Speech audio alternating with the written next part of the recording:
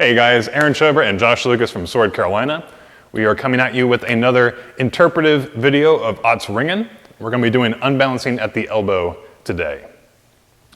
So this is once again from a wrestling at the arms. So I'm not clinched up around his body, I'm not behind him, we're still at arm's distance here.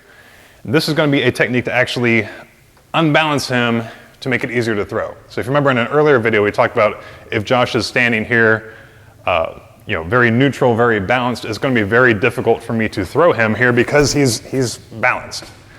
I have to unbalance him in order to create a throw. Now I can use his own force against him, or I can use my force to take him out of balance, which is what we're going to be doing a bit of both today actually. So we're going to start at the arms. We're wrestling here at the arms. If he is pushing me, he's pushing my arm here, trying to unbalance me, trying to set up a technique of his own. What I'm going to do for these techniques, I'm going to wrap my right arm around his forearm, pull it to my chest, and use my hand to pull my own hands into my chest. Now, first off, this is doing a good job of weakening his position here. You see he's having to pull forward, he's having to pull down. This could be a technique in and of itself. I can pull down here, I can try to weaken him. If I drop here, it's going to pull his arm down, it's going to pull the rest of him down. But this is just going to be our entry right here. So once again, we're here, he's pushing me hard. So he's hard, he's strong right here. So I'm going to come over across his forearm, press it into my chest. All right. Now we have two variations from here. If his fingers are open, I'm going to grab his fingers. We're being friendly here, so I'm actually going to grab all of his fingers, because if I just grab one finger and pull it off, I might actually snap it. So be careful with this. Reach over, grab his fingers, pull his fingers up toward my left, and I'm going to come over with my right hand on his elbow. So I'm going to break his balance here. So you see at this point, he's very unbalanced, right? So this is going to be the situation where I can come in, and now I am in a position where I can throw him. So in this case, I'm just going to step forward and push down on his elbow, which is going to cause him to go down. That could also be, potentially be an entry to another type of throw. I could use my legs or anything, but right now I'm just working with the elbow to show you that. Now, if from the same scenario, we're wrestling, we're at the arms, he's pushing me hard, he's trying to set up something. If I come across and lock his arm up and I get his arm pinned on my chest and I don't have the fingers to grab onto, I can't grab on to I can't get a good grip on his fingers here. So if I tried to come across the elbow here, I'm not going to have a good grip on it. He's going to slide loose. We're just going to keep going, right? And so if his fist is locked up here, I can't get a good grip on this. So I'm actually going to just turn this into a throw behind. So I'm going to step with my right leg behind his left leg. I'm going to come with my left hand against his knee, my right arm against his chest, and I'm going to throw him over my leg. So it's a very simple throw. So I'm going from here, stepping behind, grabbing the knee, and then pulling the knee up and pushing with my arm, and he goes down.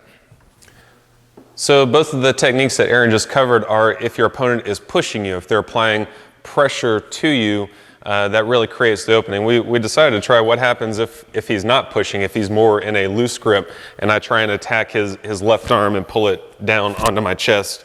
And you can see how my arm just kind of, he's able to slide right out basically. But if he pushes me, then it extends that arm to where I can now wrap it up, pull it down to my chest.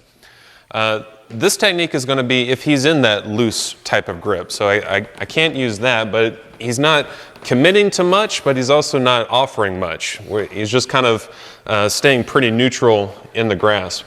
What I would do here is I would take my left hand, my left arm, and I would wrap around his right arm, and now I'm going to come and grab the fingers, attack the arm here to move into the breaking the balance at the elbow.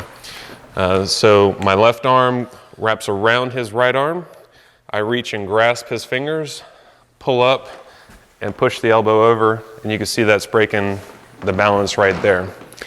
So if I'm using my left hand, that's actually already inside the grip. Wouldn't it be faster just to kind of go right here from the inside and go immediately to the hands? Well, if I do that, what does that actually expose to him? That exposes the wrestling that we did previously of I'm just offering my elbow just like that to be immediately countered. So that's actually why you do that wrap around his right arm, because by doing that, you can see it pushes his hand down. It actually puts my elbow past his hand to where now he's not able to grab it, and gives me the time to do the unbalancing myself. So a little bit of wax on action.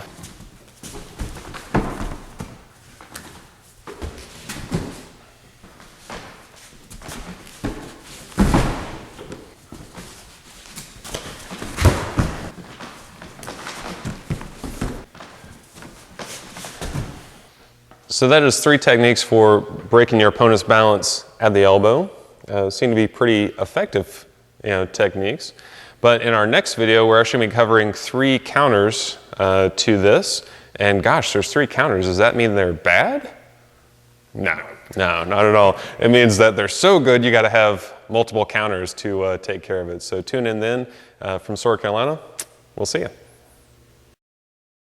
What am I doing? I know it's over here. I was trying to beam it. I know. I was like. It's over here.